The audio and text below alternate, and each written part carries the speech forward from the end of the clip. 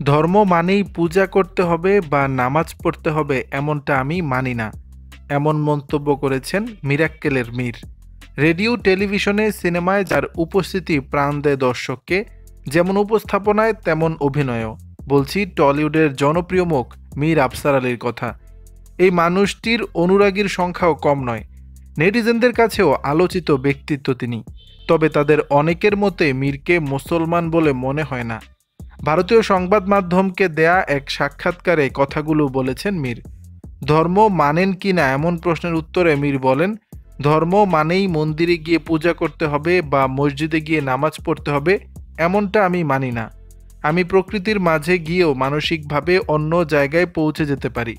মসজিদে গিয়ে ইমাম সাহেবের পেছনে বসে যখন নামাজ পড়ি, সেই সময় মুখে কোরআন থেকে কি বলছি তার চেয়ে বেশি জরুরি মনে হয় এত ভাইয়েরা কাঁধে কাঁধ মিলিয়ে সময় বার করে সেজদা করছেন এই দৃশ্য দেখতে পাওয়া।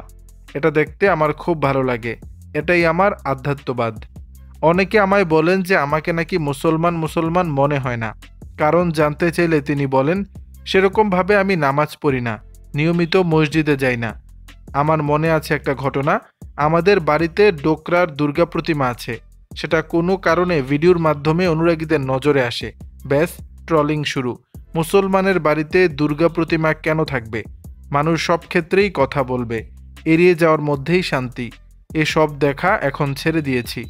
দর্শক, মীরের এমন মন্তব্য নিয়ে আপনাদের মতামত জানাবেন নিচের কমেন্ট বক্সে।